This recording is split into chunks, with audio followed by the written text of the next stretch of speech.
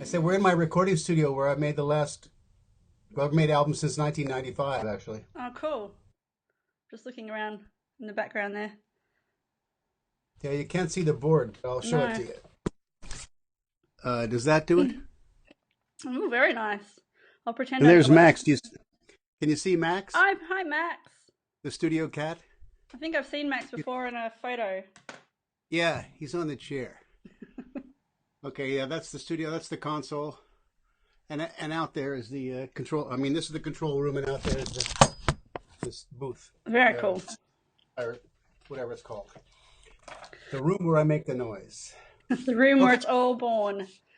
All right, well, thank you for taking the time, James, to have a chat with me today. Thank you for putting the book. I found that so fun. You know, Tom Robbins' book came out in this year, and I'm also in that book, a whole chapter.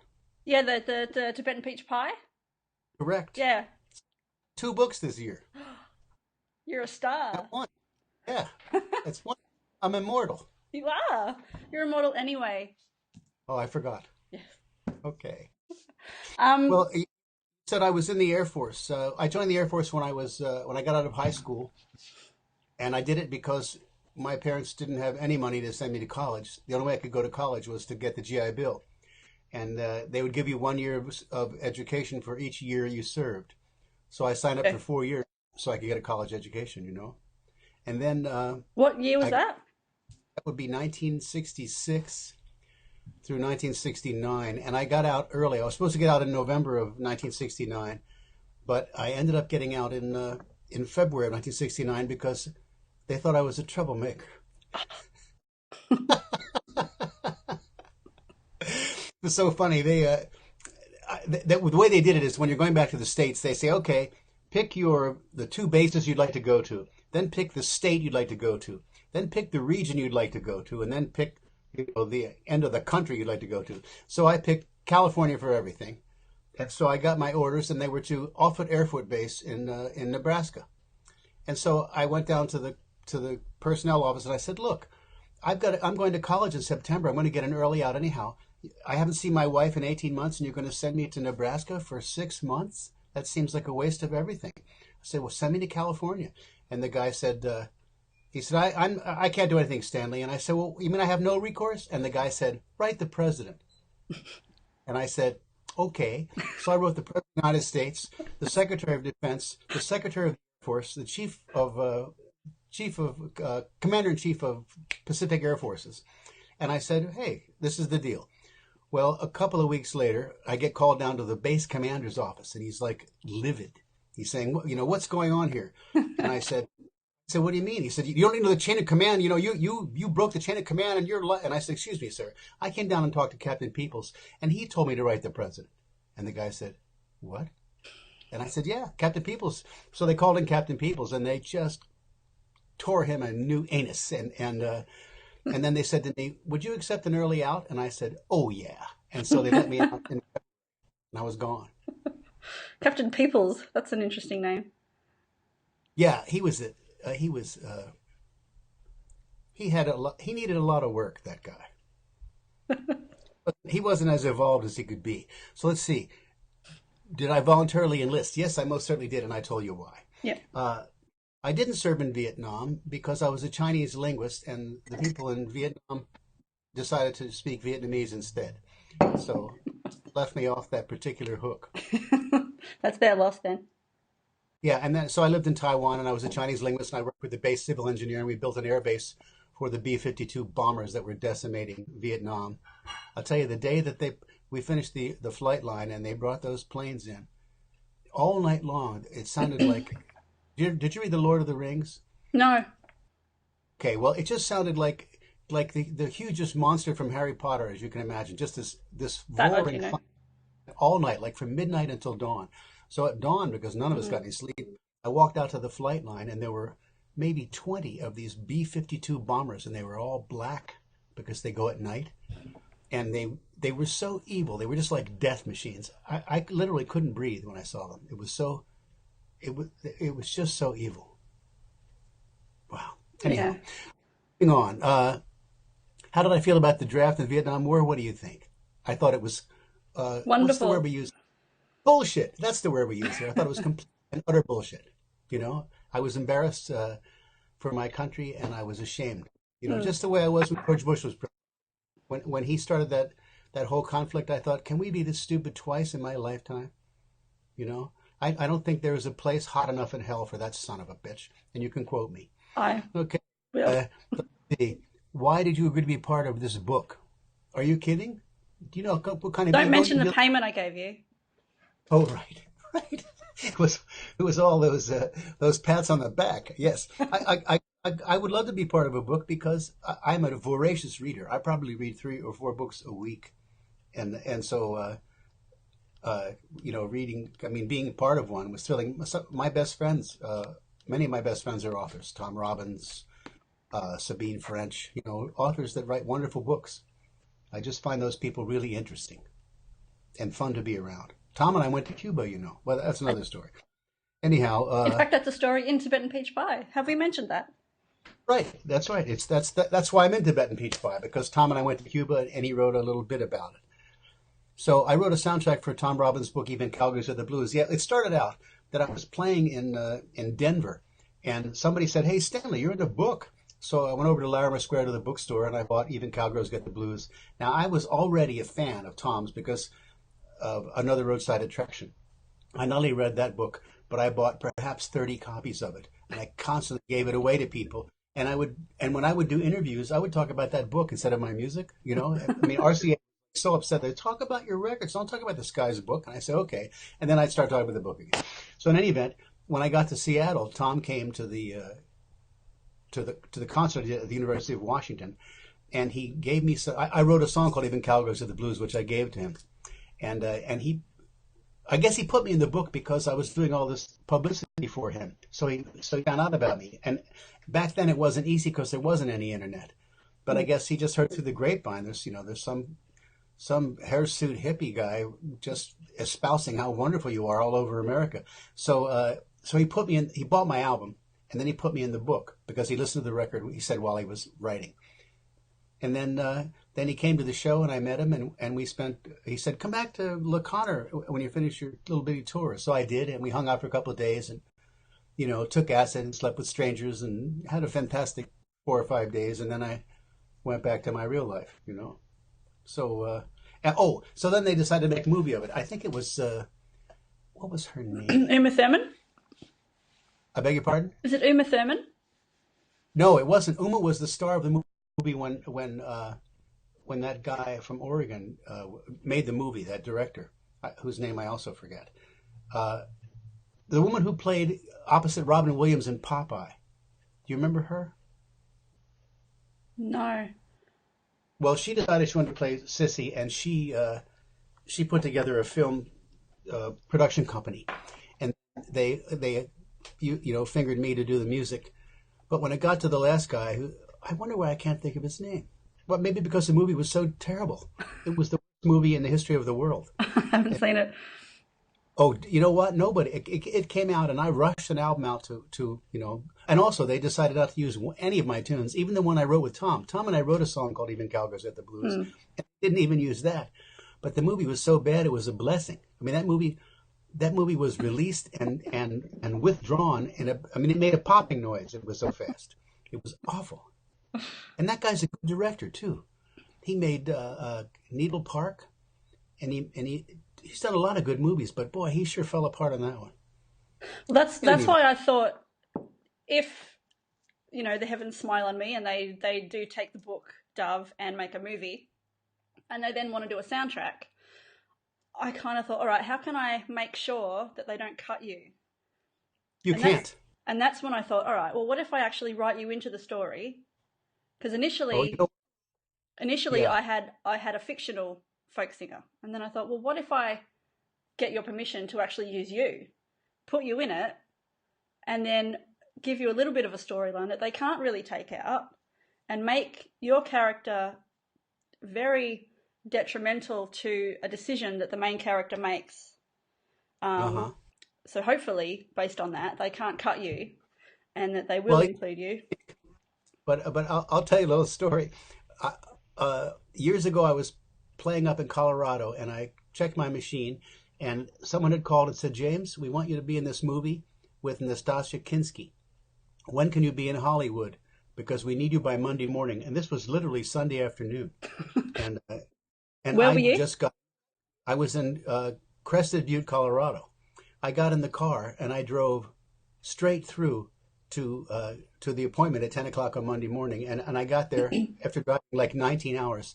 I looked like somebody had chewed me up and spit me out. And I walked into the place and the guy said, "Wow, you look a lot older than I thought." And I said, "I just drove for 19 hours so I could make this meeting." They said, "We want you to be in this film." And I said, "Okay, great." And Keith Carradine, then they got Keith to come in it. And then they said, "You know what? We're going to use your songs, James." And I said, "Fantastic." So I put half a dozen songs in the film. Then they get Keith Carradine and they say, "James, we want with the." Oh, in the meantime, Andrei Konchalovsky, who was the director, kept making my part bigger and bigger until it was a co-starring role. At which point they decided that a person who never acted before could not co-star in a movie with Nastassja Kinski because she's such a fabulous actress. And thank you. And so they said, "We're going to give it to Keith, but we're going to use all your songs."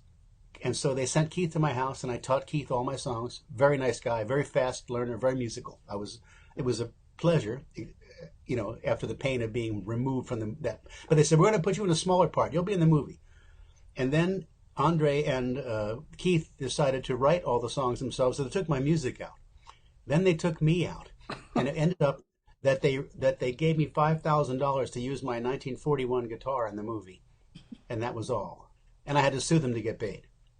So I'm telling you, they are so slimy they could be American Republicans. You know what I mean? And they probably are. I still wish and hope and pray that what you say it works out. I would love to have them use my music, and I would love for this to be a movie because it should be. Particularly, it's getting it out the weekend of Kent State was pretty smart, I think. Yeah. Well, obviously, it's almost a tribute to the Yeah. memorial. So yeah, I mean, it's funny with the Kent State thing. When I was researching the book, and I knew that I wanted some sort of a protest scene that was going to go wrong. So I started researching on the internet all the different protests that had Wrong, right? gone wrong, and That was, pardon. I think that was the worst one. Yeah, it was pretty. Anyway, yeah. So I was researching this one, and I found this one, and it really resonated with me, and I thought this would fit well. And it happened on 4th of May, and I sort of sat back and looked up at my calendar, and it was the 4th of May on that day, and I thought, okay, maybe that's a bit of a sign that I found this story. Wow, that is on the same day. So very probably. Yeah, I yeah. remember I was in college when that happened, In where? and I was in college Oh, when that happened wow. because I went to college after the Air Force, and so we had a huge demonstration. I literally left class. I remember that I was in a anthropology class, and the teacher liked me a lot, and she said, "Anybody wants to go to this demonstration, I really can't stop you because this is so wrong." And I was the only one that got up. And she said, "James, please be careful." I said, "They're not going to do that again. They're not going to shoot more of us because they would have a revolution on their hands." So, and I went out there and participated in the demonstration. Because I know there was basically almost like a countrywide shutdown. All the universities. Oh, right. Every school. We were beyond pissed. We were stunned and angry and decided no more. I actually have a theory about that because I believe that my generation might be the largest, most educated generation in the history of the world. Mm. And we stopped the Vietnam War. We removed that, Nixon. I'm trying to think of some way to say it without spitting. We removed Nixon from office. And I think that the shadow governments that exist in every country went, "You know what? We cannot have a population this informed because if they are, we can't control them." And they have dumbed down the American process to such a degree, the American education process, that we have people like Ted Cruz and Donald Trump running for president. I mean, I just have to laugh at that. There's nothing. Odin, you can trust. I mean, it's mind-boggling to me. Right now I'm studying Spanish because if one of those pricks gets elected president, you're looking at an expat. I'm out. I give up. The country has become too stupid. But I'm fighting nail. I'm doing benefits for Hillary and for Bernie. I don't care who gets in there as long as it's not a Republican. They're awful. They're minions of Satan. They're evil. There's something wrong with those folks. Okay, enough of that. I told you what I remember about the day. The thing about music and lyrics is that their meaning is. Oh yeah, this is interesting because you'll write a song, and you know exactly what it's about, and then someone else hears it, and first of all, they usually change the words. You're writing shepherds watch their flocks by night, and someone's saying, so the sheep watch their socks by light. They not only change the words, so all you can do is it's like a painting. It's like an abstract painting. You put it out there, you know what it means to you, and everybody brings their own experience to it and their own agenda, and also if it's playing when they were having a grand time, then it goes into that box, and if it's playing while their mom died, it goes into that box. So it really is subject to the interpretation is subject to the experience. Yeah, definitely. There is actually one of the songs I did include in the book, which is "Wait for the Summertime." It is in there for that reason, whereas the one character is listening to the song over and over and over again because that was the song that played the first time she heard James Lee Stanley. Right. First time she met this boy and the first time that she kissed him. And every time she listens to the song, it just time travels her back. Exactly. Slingshots her right back into that moment, and she's grateful for that song. To do that, Mel, one of them is music. Music takes you back to that moment, and smells. Olfactory is even stronger. You get a smell, and you're right there. Those two things are infallible in terms of memory. You know, and it's interesting that you chose songs that span my career. It was fun to put together the soundtrack because I remember when my first album came out. I was the co-producer, and although I don't think I got credit, maybe I did, but yes, I did. But I wasn't there for the mastering, and the mastering is when they take the tape and they transfer it into a vinyl disc, and this used to be a very critical thing before CDs, because they had to make sure that none of the sounds were so loud that they would make the groove too wide as they were cutting it in the vinyl. So I made an album that sounded fantastic, and they took it and they took out, I thought, all of the meat and all of the, the cojones, the stuff, and they made it thinner. They made it thin so that they could cut it without any problems. And the thing is, that if you can cut it fast without any problems, it's cheaper, and that's what they did. And when I heard that, my first album at home, they sent it to me. I played it on my record player, and I wept because it sounded so thin compared to what I had done. So I didn't listen to the record for years. And you you wanted songs off that album, and so I listened to it and I thought, it's a good album. It's a good album. The only thing is you never heard the way I did it, but if you don't have that reference, it sounds terrific, And I was so delighted because I didn't realize that it sounded that good, That album to me is one of the reasons I included you. Because I remember initially when I wrote the book, I had Beatles songs and, Jefferson Airplane and all those people. And I thought, no, I'm kidding myself. I'm not going to get these, in there. I'm going to get, I can't pay for this. I can't. Yeah, getting a license from them would be very difficult. Exactly. And I thought, okay, I'll write my own stuff. That didn't happen. And then I remember just sitting there one day listening to that album, and I just thought, why the hell is this guy not huge? Why does everybody not know who this man is? How can I make everybody know who this man is? And then I just looked at my computer and I thought, I know. I'll I'll use his songs. And then it took me about 3 years to actually get the balls to ask you because I Really? Because thought, I yeah, remember because when you contacted me, and I was on board instantly. I know, I know, I was shocked. I thought, this is James Lee Stanley, and I'm just me, little Australian girl living in a house full of cats, writing a nothing book. He's not going to be on board with this. And my husband No, Jay was the one that ended up just pushing me into doing it. And I thought, well, the worst that can happen is you're going to laugh me away. But yet, bang, instant, yes, you're on board. And I'm like, okay, we now I have have to similar do this.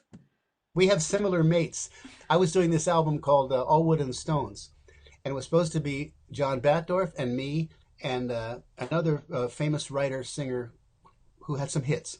And 2 days before the project started, the famous writer with the hits said, "You know what? I can't do it. I've got to plan my elopement."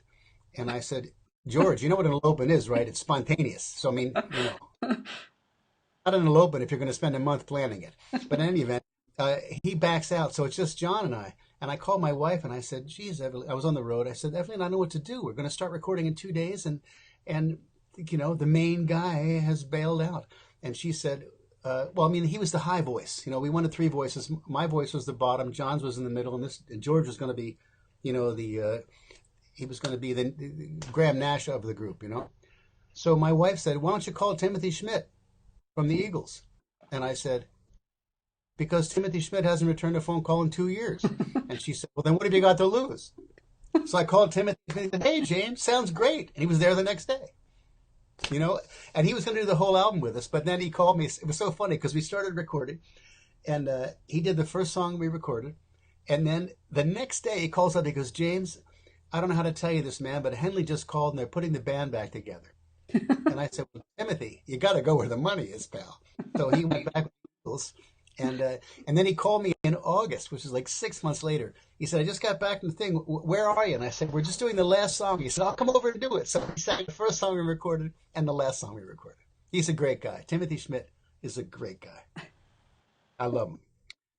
Oh, my computer went off. What's this? Okay. So my favorite song in the Dove album. That's the most difficult question for a writer to ever answer because every song that you write, as you write it, becomes your favorite song, you know? And I happen to love all those songs. That's the way I asked you that question because I can't answer it either. Basically, Yeah, I love all. for me, Go this ahead. album is basically just a mixtape of all my favorite James songs and an excuse to kind of put them all in one spot. I mailed the box this morning, by the way. Cool. So I think I sent you a half a dozen CDs, and I also sent you my new live CD. I thought you might enjoy it. Yeah, that's Uh, live in Philadelphia. yeah, live at last in Philadelphia, and I can tell you that the Wait for the Summertime, which it was a tribute to the Beach Boys, Yeah. and it's not any album except this one. I never released it because I did it just because it's so funny. I was in line at this Hollywood function to meet George Martin. Okay, I just wanted to shake his hand because he was Wow. the greatest producer in the world. And I'm standing there in line, and the guy in front of me says something about Pet Sounds, and George Martin says to this guy, I heard him say this. He said, "Well, there really wouldn't have been a Sergeant Pepper without Pet Sounds. Pet Sounds really got the boys their competitive spirit or some kind of. And I thought, Pet Sounds. I never liked the Beach Boys. I never liked them. And so because of that, I went out and I bought the box set of Pet Sounds. I ended up listening to it every day for a year. It's a magnificent piece of work. Musically, it's astounding. And then I thought, I want to write one of those songs. Well, I did love Good Vibrations. When Good Vibrations came out, I literally had to pull over because I couldn't drive and listen to that song. It was too, and that's when I started liking them. But then that was just when they started falling apart. So in any event, I decided to make a tribute, and I did I think there are 27 voices, 27 tracks of my vocals on that album. And I just tried to cop every Beach Boy signature thing that they did.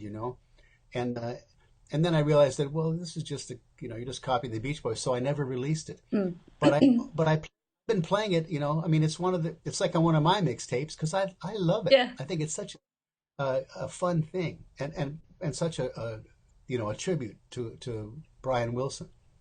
So now it's finally on an album, and that's your fault. So I should thank you for that. Well, it's really George Martin's fault. Let's make him let's blame him, shall we? Okay. Do you actually want me to play something now? If you wouldn't mind. Okay. Let me get a guitar and an album. So. All right, I'll just talk amongst myself. Okay, talk amongst yourself.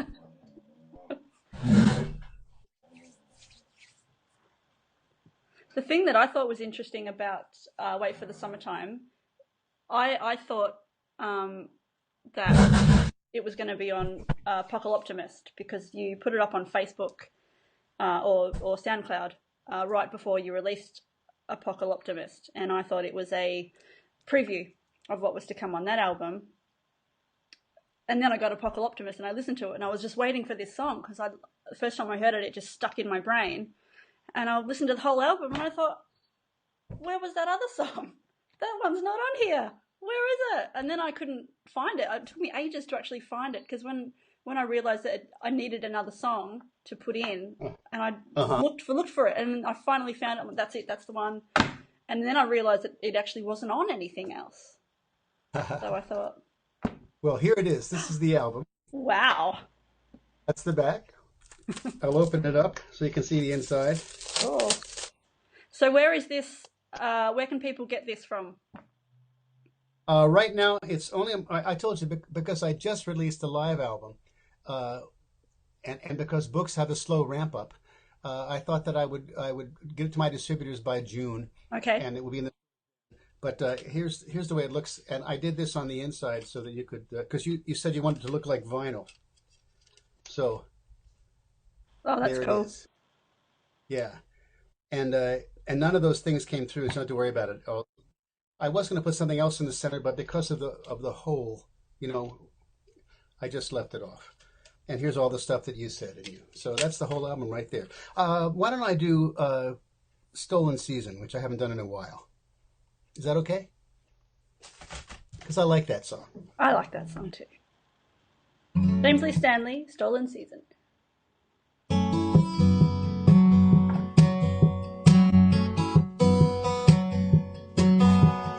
In our stolen season, your feet won't touch the ground.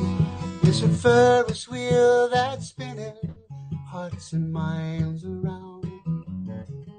And the heights will make you dizzy, take your breath away. In our secret stolen season, there is just a day. But when you're lost in loving, time will not stand still. Each hour seems a second, each shadow touch a thrill, and each kiss will leave us breathless as our two hearts beat as one. In our secret stolen season, in the shadows of the sun.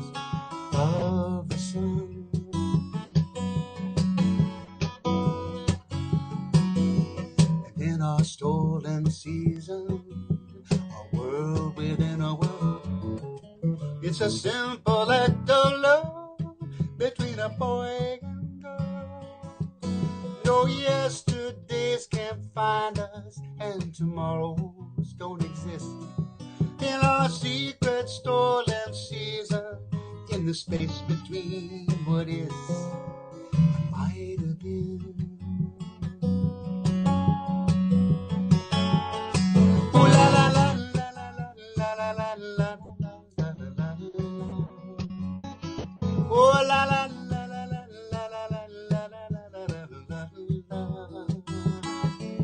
But all too soon it's over, and the world spins back in place.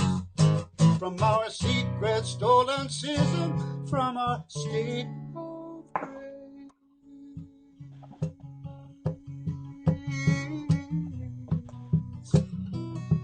Ooh la la la la la la la la la la la la la la.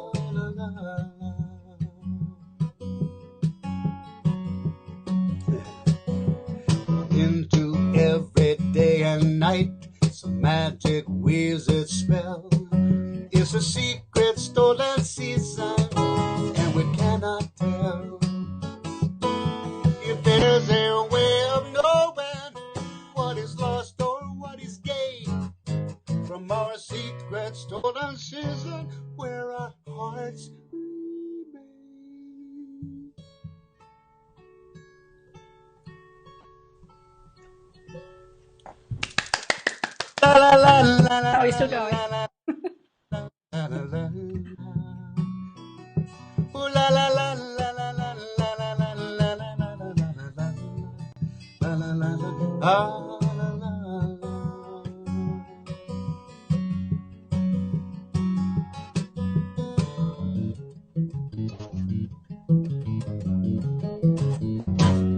Yay! Well, now I can say that I've had a personal serenade from James Lee Stanley. And I you've can also personally get a book from you. And yes, and you've also given me a bottle of champagne. Oh, good. First time I met you. I did. Yes, you did. It's here, actually. Wow. Oh my goodness. Was that with Peter? Yes. Yep. Oh, yep. wow. When they have I think. Pardon? They have a new single that came out today. I think. Yes. They've got a couple now. Oh yeah. But Anyhow. But yes, that was a highlight. One of the major highlights of my life. Sitting in a room. Lots more. Yeah. but to have you and Peter come out as the waiters and give me a bottle of wine because I travelled from Australia to America to see you guys, spending my mother's house deposit money that she gave me on a plane ticket instead. No regrets. How funny. Yeah, good. No regrets at all. Well, I see all kinds of blessings with this book. It's a wonderful story, and I'm going to have my friend Stephen review it. Okay. Probably this week. Okay. So we'll get it up there on Amazon. We'll get the review on Amazon. Sounds good. Okay. And I just sent you something. Did you see it? Pardon? Oh yeah, I'm on some other kind of book thing, and they sent me a link about. I did. I looked into it, and yeah, I'll follow up on it. It looked. Okay, I don't know anything about it except that I thought, hey, you've got a book. What? Take a whack at it. You know? Yeah. I'll whack away. All right. Well, thank you. Wait, before you go, we had just one question from Eva. Oh yes, of course. And hers was. Eva is a longtime patron of mine. She's come to many of my shows, and she's a remarkable artist in her own right. Is she? She does amazing things with like crocheting and knitting, and I mean she's quite remarkable and wonderful. I'm playing for her in Pittsburgh in a couple of weeks. Oh, great. Yeah, I look forward to it. Yeah. Well, so she wanted to know what was the inspiration. And well, initially I have been in love with the whole hippie thing for years and years and years. And initially I just wanted to write a book based in that time so I could live in that little bubble for a little while. They were right. That was why I did that. Right. Pardon? They were actually right. Yeah. Be kind to each other, be kind to the earth. I mean, the things that they held sacred were really right. Yep. Yep. Yeah, so that's my inspiration for writing the book. I will to get your book in front of people here in Hollywood, by the way. That would be great. Yeah. And then you can be in your little cameo because I wrote in a little cameo. I don't know if you picked up on that. You know what? There's a little busker. I think someone else will have to do it because I mean I turned 70 last Saturday. No, but I wrote it in. I wrote the older. There's an older James Lee Stanley. 6. You know, I didn't. We only got back last night from my birthday weekend in New Mexico, so I didn't have an opportunity to look in the book. But I did read it, of course. Yes. But earlier on in the novel, there's just the characters are just going through a little town, and there's a busker, an older busker, standing on the corner, playing "I Need You." He starts playing "I Need You," and so I wrote that in trickily just to kind of get you in there if I can. I can do it. I can do that. That's what I thought. That's a rollicking song. That's okay, that's an awesome song. So basically, can people get the soundtrack from iTunes now, or when is that available? No, I've got to send it to iTunes. It only came when I came back from New Mexico last night. The package was here, so I opened it today, and I sent you some, and I'll send some to. It'll be in iTunes, but it takes a couple of weeks to get it up there. However, they can go to my website, and it should be up there by tomorrow, because and they'll be able to order it there. Yep. If they want, and then it'll be on all the iTunes, all those services in a couple of weeks. Yep. And I will let you know when they send me the thing saying you're up there. You're up and running, and everybody can buy the book. There it is. Yeah. Yes, a wonderful book. I recommend it highly. I really. Amazon, all the online book places will have it. So, yeah. Okay, Melanie, thank you for including me in your life, darling. Thank you for including me in your life. Oh, good. The little reciprocity is good for people. Okay, I'll let you go.